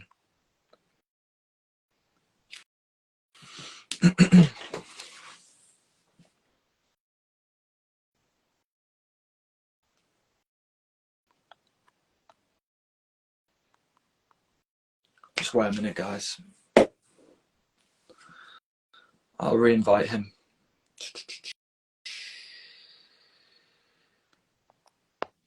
There we go. She'll be back in a minute. There he is. I'm back. Fuck me, costume change. What do you mean? Jeez, I thought you was in a black t-shirt then, no? Was that my eyeballs? Jesus Christ. My eyeballs must have gone funny. Okay, right. So, yeah, I was going to say, stars in your eyes, literally. Okay, so yeah, good question. So I would say to anyone, literally, two things. And both of these things will not cost you a penny. You will not have to invest in a coach for this. You don't have to read books, fucking YouTube videos. Two things. And write these down if you have to now. Number one, if you're not happy in any area of your life, number one, it starts with a decision to change. Because your desire to change must be greater than your desire to stay the same. So many people are stuck comfort in that shitty zone of their life where they're like, oh, I want change, but the pain isn't painful enough for them to want to change. So they stay put. And I've done it for fucking 10 years. 10 years in a career. I was 13 years there. 3 years I was done with that career, but I stayed there for another 10 because the pain wasn't great enough. So you need to realise you need to have awareness, because awareness gives you choices and choices give you freedom. So make the decision that you're going to want to change, and you're going to have to make the changes. So you'll do whatever it takes. Make the decision to take a pen to paper and write all of your thoughts down on that paper. Get it all out of your mind and start to evaluate your life. And in my book that I've just finished now, I have a chapter there where you score yourself in every separate area of your life, your finances, your health, your happiness, every area, 1 to 10, score it. Literally every area of your life, write it down on a piece of paper, and then 1 to 10, how do I feel about my life in this present moment? And the areas where you're not fully fulfilled or you're not even half fulfilled, the areas that you want to change, this is where you need to start focusing on. And then after that is when you need to invest in yourself. Whether it is you start watching YouTube content, I don't know, TikTok, Instagram, whatever platform you want to watch, there's so much free content out there. Start looking at content and start looking at people that are role models to you, because there's so many people out there. I don't know, your Tony Robbins, Dean Graziosi, for instance. There's so many people that are already in the place where and then you just model them because they've already got to that successful place, or they've got happiness, or whatever area it is of your life that you want to improve, whether it's your health. They've already achieved what you want, so it proves that it's possible. And then you just model them. You mirror their strategy and you copy it, you know? Yeah. And that's a free way of doing it. You copy those people online, on social media. And then if you can't do it, if you've done all the reading the books, the watching the videos, and if you're really, really stuck, that's when you need to decide, I need to invest in myself, like a coach or a mentor, for instance. Because look, you can try and figure it all out on your own. Yeah, I'm not saying it's impossible. But if it's going to take you potentially, say, 5 years of your life, or it's going to take you 5 months of your life to get the same result, how much money would you put on 5 years of your life? For me, I'll say it's fucking priceless, because we only got one of these lives. So every single second of my life is absolutely priceless. Yeah. Or you could invest, say, 1, 2, 3, 4,000, 5,000, $10,000, whatever it is, in a coach or mentor that's going to bring that time down, so you don't have to spend as much time, and you're going to get those results much quicker. Because when you invest in yourself and you pay for a mentor or a coach, you're paying for speed. So it depends what you want to do. It depends how much longer you want to go through that pain. And that's when you really start to change your life. But it all starts with one decision. You're literally one decision away from a completely different life. So true. So true. I think the reason a lot of people aren't feeling pain is because of the distractions that they have. I think that's one of the reasons why a lot of people stay in that life of having the house, having the BMW, going to a shit job. I think because they've got the TV, they've got the Xbox, they've got the nights out on the weekend. They're not their thoughts. They're not stuck with their thoughts that are shouting at them, because they can numb them out. And I think if everyone locked themselves in a room for a week and just sat with their thoughts, they would feel the pain then, you know. And that's when they'd start to think, right, what am I doing here? Why are my thoughts so negative? And why are my actions not aligning to who I want to be? So I think that's a really an important point as well, that if you want to change, eliminate the habits that are stopping you from changing, like social media, like porn, like drugs. I think that's crucial, because, and I think as well with traveling, I mean, this is something you're doing, you're kind of, you're out of your comfort zone, you're meeting new people, you probably don't always have access to Wi-Fi. You're in a position, you're in a really good position to be like connected to yourself, because you're not with anyone to distract you. And I think a lot of people would benefit from just getting a flight somewhere and just being in a different place, a new environment, and having a fresh start and having a new perspective, and not having the distractions that they had at home. So I think that's another thing that I'd add, is that that's what stops a lot of people from changing, because there's no pain, because they're on their phone or they're doing drugs or they're out at the weekend. Yeah, so going back over what you just said there, mate, I made another quote, and it says, I believe true suffering is when your actions contradict your dreams and desires. So going back to the soul, like the soul always knows best. Like you have this is a shell. This is like a shell. But inside here is the true you, and it knows what's best for you at all times. So when you're, say, going down the pub, you're doing the drugs, you're sniffing the cocaine, you're out partying, drinking, you're fucking doing all that shit, if the true you inside knows that you shouldn't be doing this, you can't fucking lie to it. And it's going to show up in pain in different ways. You're going to feel shit about yourself. You're going to feel depressed. You're going to feel anxious. You're going to feel all those shitty negative emotions. But it takes you to be aware of that and then to make change. But then, like you just mentioned, you need to get yourself up and out of like the habit loop that you're stuck in. Because if you always do what you've always done, you'll always get what you've always got. If you do the same old thing over and over again, you're always going to get the same results. You need to change, because if nothing changes, then nothing changes. And it all starts, I believe, is by surrounding yourself with different people.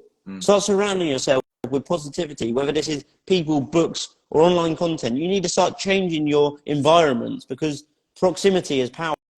You become the average of the 5 people that you spend the most time with. Spend your time with, say, 5 alcoholics, you'll most likely become the 6th.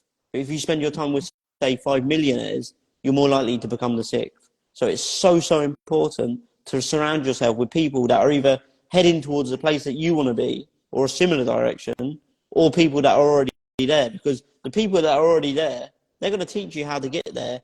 And naturally, without even realizing, they're going to fucking drag you up along the way. And you're going to feel like you're forcing yourself to level up. And you're not even going to realize it, because your soul is saying, yeah, it's time to go, it's time to go. So without even realizing, by surrounding yourself with successful, happy, joyful people like that, they're going to pull you with them. And you're all going to go the same way. But it happens the same for the people that are going down as well. They're going to pull you down there. So you get to decide which way you're going. You can either go up or down. But at the end of the day, the choice is yours. That's great, man. Yeah, change your environment. Change it up. That's something you can do today. You can literally reach out to someone who's doing what you want Doesn't to do. cost a thing. Does not cost a thing. Yeah, 100%, man. I want to ask you this question. What do you want your legacy to be? Yeah, I love that question. I love that question. So for a long time, I was like, when I first started going on this, say, journey of self-discovery, what the fuck's a legacy? And I never knew what it was. But I want my legacy to be, he was the guy that literally died, but then didn't let his fears stop him from achieving a life of greatness and a life of true happiness and fulfillment. And he impacted many lives along the way to be able to feel that it's comfortable and it's okay for them to do the same. I want people to look back on my life and say, that fucker died, but then look what he created with his life. Look how many people he helped along the way. So that's what I want my legacy to be. You know what I like about you? I like that you're someone who doesn't mince your words, for one. Magnus, I like that. You know what, again, when I first started doing this in 2020, when I started to put myself out there, to be vulnerable, I started to put my content out in 2020 when it was COVID lockdown, because that, again, was the next step for me. I realised everyone was suffering in silence whilst being locked away in their own homes, and they also didn't like their own company. But I'd already got out that side, so I felt obliged to help those people get up and out of that. And like for a long time, for years even, for probably a year and a bit, I was always careful with my words. Oh, I don't want to be seen to be swearing online. Oh, I even changed my voice. I noticed my voice was like, like I was being very polite with my words. But then you know what? I changed my environments. I went to a conference, a networking conference, and there's a guy on there, and he's on here, Rob Moore, and Rob Moore said something live at that event, and I think it impacted me and many of the other people in that event. He said, you know what everyone needs to do? You need to piss people off. You're not going to like everyone, and no one's going to like you. Yeah. You need to piss people off, because when you live a true, authentic life to yourself, you're going to fucking piss people off. People are going to hate you. People are going to say bad shit about you, like that fucking idiot was on here now. People are going to say shit about you. People are going to slag you off. People are going to say, oh, you shouldn't do this, you shouldn't do that. I don't give a fuck. It's my life, and it's not yours. You live your life, I'll live mine. I don't give a fuck what you got to say about me, and I don't even care. I don't need to try and figure out why you got shit to say about me, because at the end of the day, I'm going to be fucking 6 foot under, and I'll probably be next to you, and no one's going to be able to say anything then anyway. So I've got one life to become the best version of myself and to help other people along my journey as well. So if you're not coming with me, then you're not going with me. You know, if you can't grow with me, you cannot go with me. Fuck off. Go somewhere else. You do you. I'm going to do me, and my team's coming with me. And if you're not in my team, go somewhere else. I do not give a shit what anyone has got to say about me. I live my life knowing that I'm helping people, and I've got my crowd around me, you know, because people are like crabs in a bucket. Like, we've all seen it. You go down to the coast, and there's always that one courageous crab who tries to get his way up and out over the bucket. Literally, as he's coming over to freedom, them fuckers grab him back down, and then he starts believing that is his reality. That is me. I'm done. I'm never going to see the outsides of what these walls are of this bucket. I'm never going to see freedom. And that's what people do. They let other people's thoughts and opinions decide how they're going to live their life, you know. Yeah. Like, you can't let other people's opinions determine what your life's going to be like. So many people are so worried about other people's opinions. Those opinions are never going to put happiness in your heart or money in your pocket. So don't fucking listen to them, because opinions are like arseholes. Everyone's got them, and they all stink of shit. Yeah? The only opinion that matters is your own. No, seriously, the only opinion that matters is your own. So with that being said, never let someone decide, design, determine, or dictate your destiny, because this is your life. And trust me, because I've been there, we only get one of these fuckers, and no one is coming back. So live life on your terms and conditions, and not on somebody else's. Because so many people are living a life that's unauthentic to themselves. You know, and I've done it for years. In that relationship, I wasn't being my true self.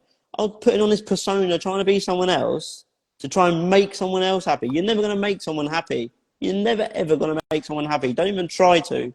Be yourself, and you will attract the right people towards you, you know. Because we're all born ourselves, but so many die someone else. Don't get to the end of your life and you've died someone else, you know, because we're all born originals, but most die copies. I mean, yeah, I'm inspired, man. I'm really inspired. And I had a vision there of, like, I've had moments in my life where I've thought about my deathbed, and I've thought about lying there gasping for air. And I know it's morbid, but I think it's a great exercise to do. And I used to obsess about death, which wasn't always helpful, but it definitely has helped me in a lot of ways, because I remember, you know, I remember visualizing gasping for air. It could have been deja vu, you know, for all I know. And thinking to myself, have I lived my life according to what I wanted, what my heart wanted? Or did I live my life for someone called Barry who said, Magnus, you're you know, he's not going to be there when I'm gasping for air and I'm dying. But what will be the thoughts of, how did my life go? Did I contribute? Did I leave the impact that I wanted to make? Seriously, and I get it. Human beings are so, like, programmed to listen to other people, because that in the past, that's how we've survived. That's how we're engineered. But we need to go against that engineering. We need to start challenging that voice in our head that says, don't post that content, you're swearing like a twat, or don't approach that person because you might get rejected. We need to question that person. We can't just let that default just sabotage us, because it will if we let it. And you have to make a conscious decision that I'm going to make this move, and I'm going to feel the fear and do it anyway.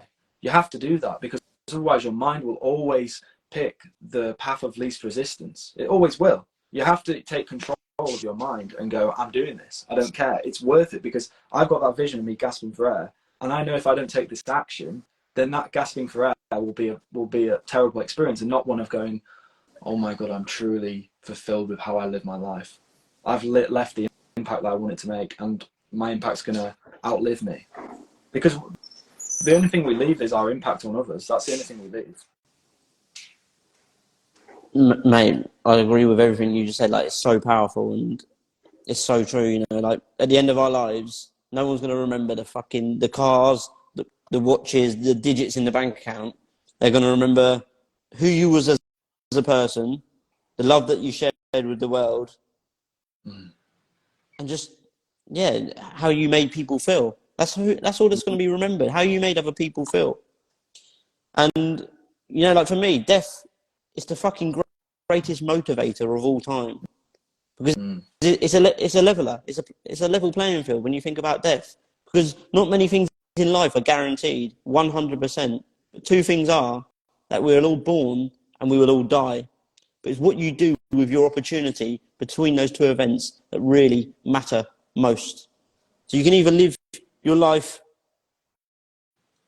in belief, or you can live your life with regret. Because for me, that's all I live my life by now is, would I regret not doing this, or would I regret doing this? Because usually we regret our inactions rather than our actions. Like I'd rather try and fail than fail to try. Like I'd rather try something and fuck it all up and say, oh, well, I didn't try because I was scared, or I thought it was going to be bad, or someone else that I know done it and it went wrong. Like, no, I want to fucking experience it for myself. And if it fucks up, it fucks up.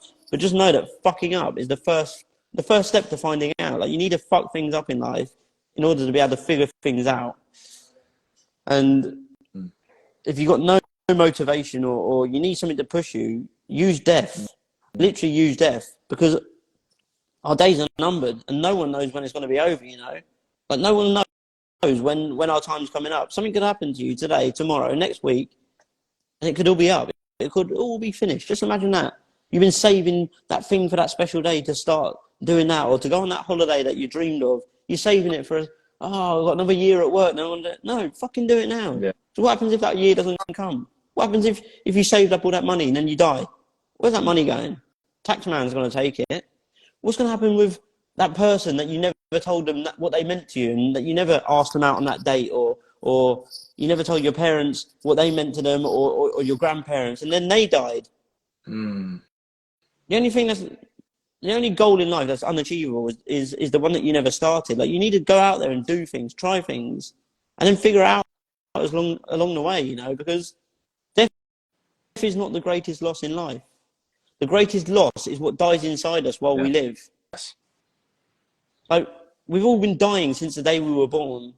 So why don't you let death be a motivator to put urgency into living your fucking life today? And it goes back to what we said earlier. So many people are waiting for disaster to strike to then decide to redesign their desired destination, you know? Like, they're waiting for, say, fucking cancer or to get run over or whatever. They're waiting for this bad thing to happen to go, oh, I'm going to change my life. Like, you don't have to wait for somebody that you know to become seriously ill or die in order to take action today and start to go after what you truly want in life.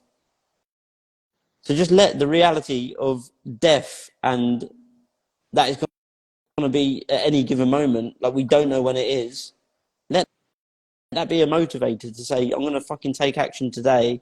Whether I fail or not, I don't care. Because for me, I say, don't fear failure, fear regret.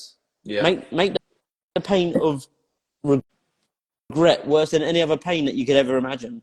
Because the pain of fear and failure is temporary, but the pain of regret will last a lifetime. Yes. Yes.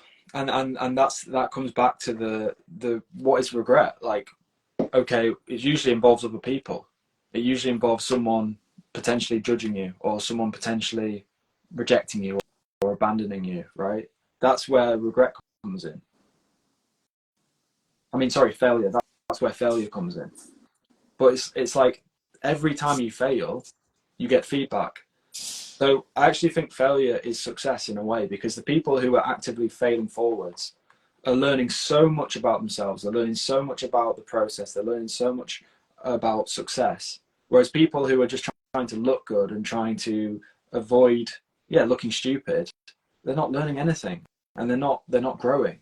So it's like, this is something we're not taught in schools either. The school tells us we need to get A in A star or A, and that's programming young people's minds to avoid failure. And then social media has been thrown in there, and people are judging, and everyone's hyper focused on what does that person look like, what type of life are they living. It's just this recipe for disaster, and that's what a lot of young people are wrestling with today. And we need to go out there, and this is what you're doing, Ryan. You're showing young people that it's okay to fail, and it's okay to go and chase your dreams. That's what you're showing by your lead, you know? So I just think we need to, as you said, like, regret is the heaviest weight of them all. And we just need to go and just live, like, treat this day today. I mean, I've got how many hours left? I've got 6 more hours. Treat it like I'm going to die tonight. You know, what can I do in these 6 hours that are going to lead me to my fulfillment, lead me to my happiness? What can I do? Because I may not wake up tomorrow. But guess what? I'm okay if I don't wake up tomorrow, because I'm doing everything I possibly can with the information and tools I have. Like, every minute is intentional for me. And I wouldn't, if I was on my deathbed tonight, I'd be okay with that, because I'm doing what I can with my resources. Obviously, I can always be doing more. 100% I can be. But with the knowledge I have, I'm doing my best. So.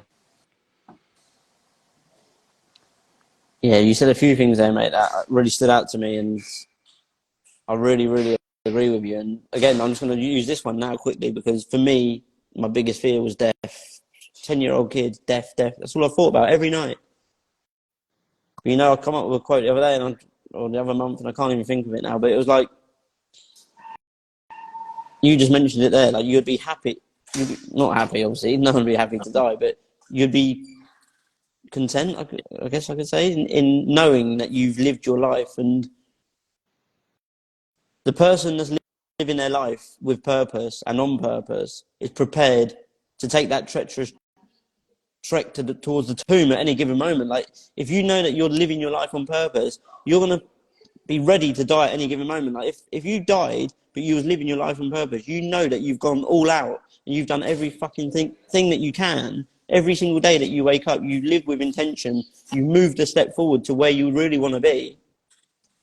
You're ready for death to come. The only people that are scared of death, really, that I found out, are ones that are known that they've got so much more to give, and they've got so much more inside of them.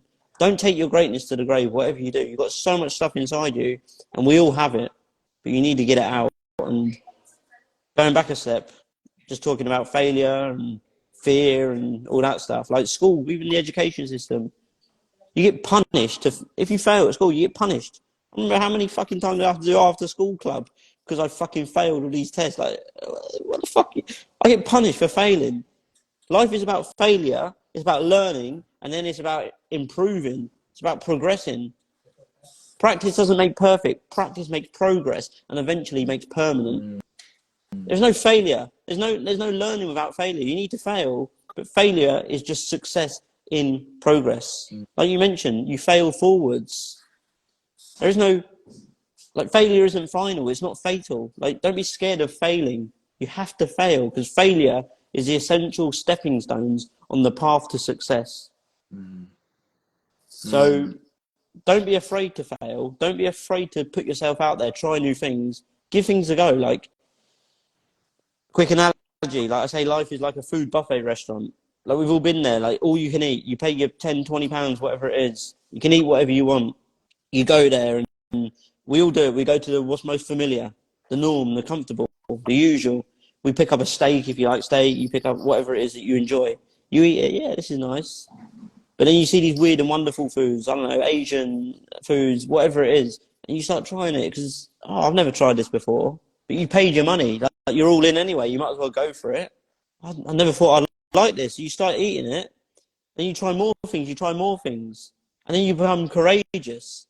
And you start trying all these weird and wonderful things that you never thought you'd even like. Before you know it, you're trying all these amazing things. And you thought, why haven't I done this earlier? Why don't I have tried this before? This is amazing food. So you eat more of the things that you do want and less of the things that you don't want. It's exactly the same as life. You need to go out there and start tasting the dishes of life. Go out there, try things out. If you don't like it, don't fucking do it anymore. Mm. If you do it, like it, do more of it, because the person that doesn't yet know their purpose needs to surround with themselves with people who do already know their purpose. And it's going to rub off on you, and you're more likely to find out what you do enjoy. But by sat on your sofa, fucking whining and thinking about it, nothing's going to change. Like, opportunities are abundant and they're everywhere. It's literally like oxygen in the air. Like, nobody has once walked out of their front door and said, I wonder if there's enough oxygen to go around between. There's almost, 8 billion of us on this earth. I wonder if there's enough oxygen for all of us. Nobody's ever said that. No one's questioned it one moment. But why are people questioning, is there an opportunity for me to do this or change my job or to start this? People question themselves and everyone else questions them as well. You don't need to question it, because opportunities are everywhere, but opportunities are at the centre of discomfort. You need to put yourself out there and push yourself to challenge yourself to try new things. Voluntarily heading toward pain may seem quite daunting. However, taking small and frequent steps to expose yourself to fear and discomfort on a regular basis will help build the courage that you need to withstand the pain that you once thought you could not bear. And again, courage is like a muscle. It's strengthened with you. So the more that you become courageous and put yourself out there, the more you're going to build your self-confidence. So put yourself out there, try things, and with the more results you get, the more courageous, the more self-confidence you get, which turns into belief. You start believing in yourself even more with every step that you take forward, because with every step you take, the pathway becomes that much clearer. But listen to this. The great thing about belief is that you don't even need to believe in yourself in order to take the first step. So take the first step, and with every result that you get, you will gain more courage, more confidence, and more belief. So what am I saying? The answer to everything is action. Because action creates more action, just as inaction creates more inaction.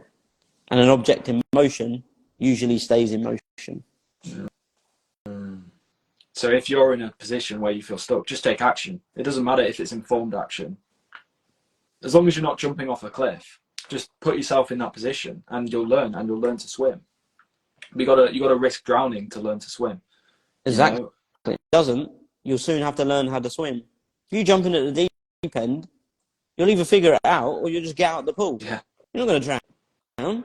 We all think we're going to drown. You just fucking get out. You can always go back in life, but you can never go forward if you don't try to go forward. Yes. Yes. I mean, I wanted to ask you this as well. This is a really, really important point. And you just said it there about when you jump, there's always a net that appears. And when I listen to your story and everything you've been through, it sounds like there's always been a net for you. Like you've flown to the other side of the world and there's been something that happens. Like there's something, like for example, with your girlfriend turning up, that did you a favor because it was like, it was like this person's, being unfaithful or she's not respecting me. Or it was like when you had the brain injury, it's like you had the insight of, I'm coming back to Earth with a mission. It's like there's always been something that in your life when things have gone wrong, that where there's something that's come up. Even when you had that voice in your head when you wanted to commit suicide, you had that wave, that epiphany almost. And it's like there's always something at the end of pain that you've experienced in your life, and that's what I find, and I can relate to that, and I find that really fascinating. Take the jump, and then the universe does the rest, right? There's people just appear, and opportunities just appear that carry you to your purpose. Mate, you got it spot on. Like, going back to it, like opportunities. Like, an opportunity is never gonna fucking knock on your front door, open the fucking door for itself, walk in and sit down next to you, say, here you go, mate. This is your dream life. Come with me. I'll take you. I'll fucking drive you there as well. I'll pay for the taxi. It's not going to do that, is it?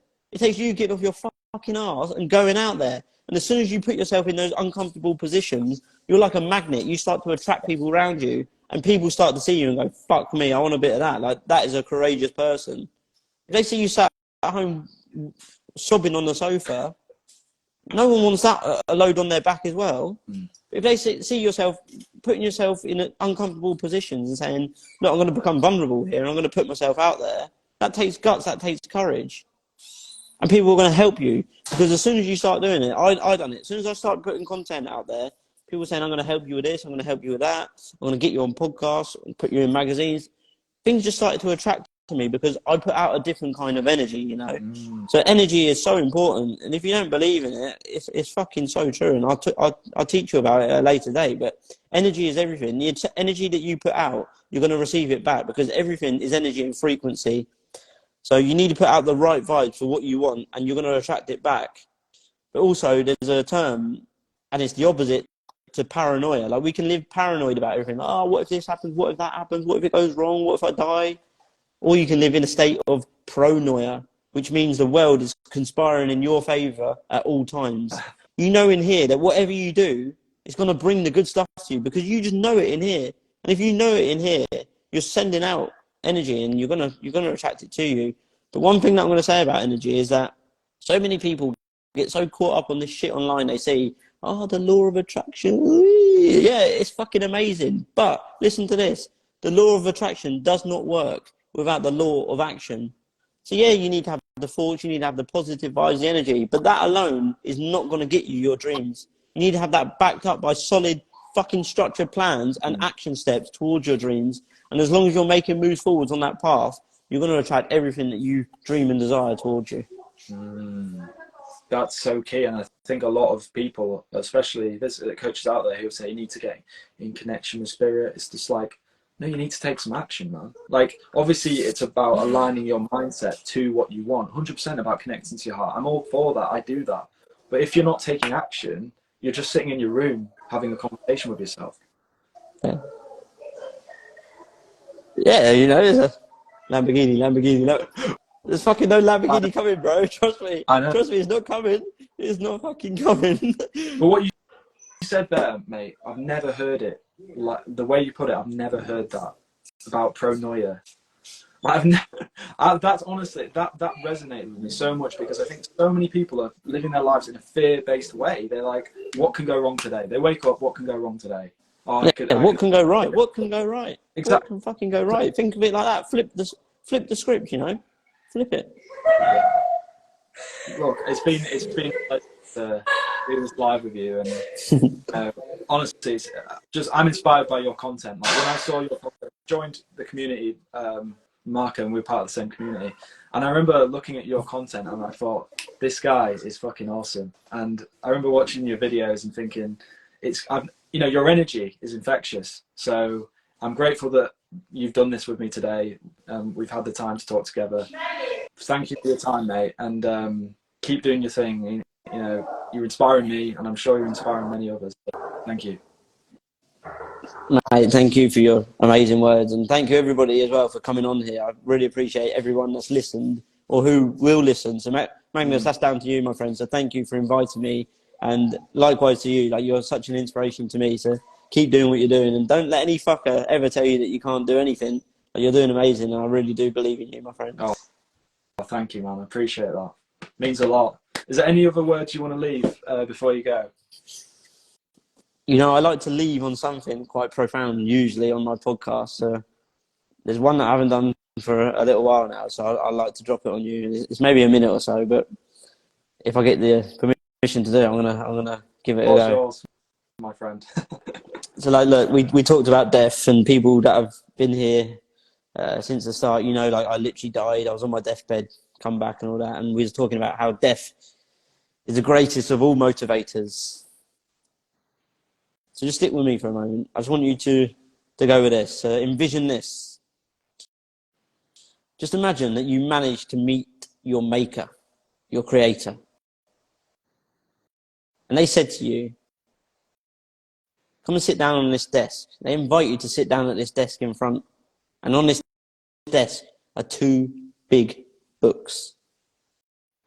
So they point at the first book. And they say, this is the manual that I've created for your life.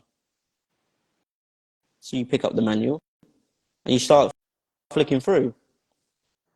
And you see your life. And you start to see all of these magical maternal moments growing up in the arms of your magnificent mother. You start to see all those fun times through teenage years, early adulthood.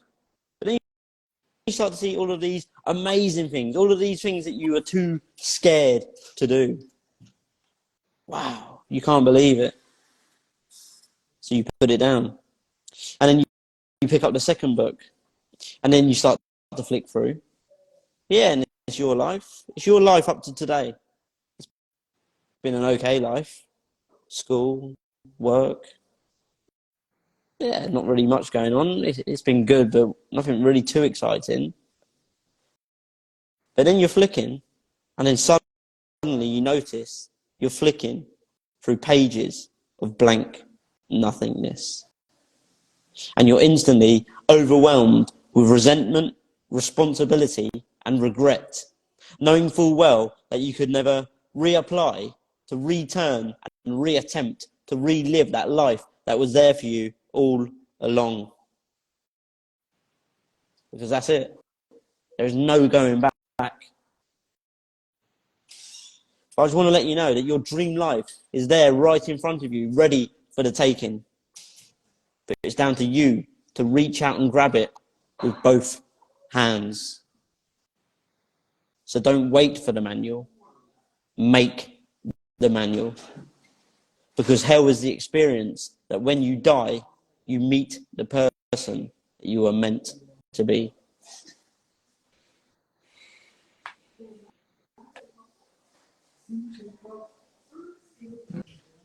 I think I need to go for a long walk. I think as well, like, you can listen to everything you there, and you can either or you can just let it go. And that's like, listening to those words, hearing those words. There's a difference between listening and hearing those words, and really feeling that emotion.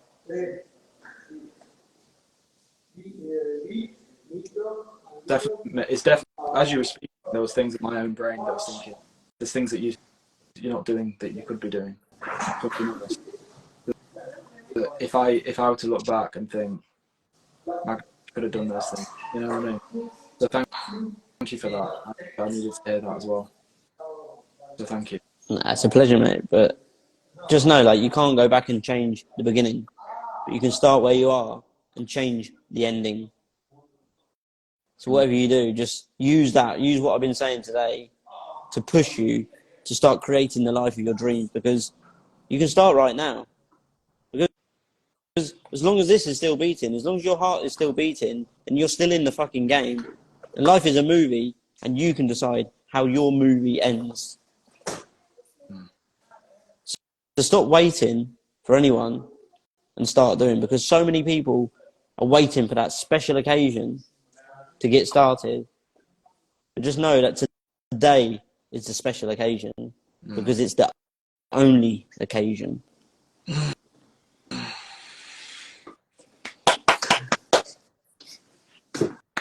Thank you so much, mate. And you're a fucking powerful individual, and I know you're going to serve at a fucking high level. And you already are, but I'm looking forward to see everything that happens for you. And we should do this another time as well. Yeah, no, I'd really be up for it. And thanks again, mate. I really, really do appreciate you for having me on today. It's been a pleasure, man. Have you got much on for the rest of the day? You doing much? I've got a group coaching in an hour. Oh, great. Who's that with? With Marco, the 8-day challenge. Nice. Day 4, baby. Is it going well? It's going very well. I put out a piece of content this morning, if anyone saw, about how I'm fucking so happy and so excited about my life. So if you haven't seen it, go and check it out. My latest post. That was the challenge. So I stuck that challenge out this morning. Nice, man. Nice. Well, look, I'll catch you soon, and thank you again. And let's go. Here's to us, Magnus. Let's go, baby. Thanks so much, my friend. And thank you, everybody, for coming on. Let's go. Right, See you soon, my friend. Peace out.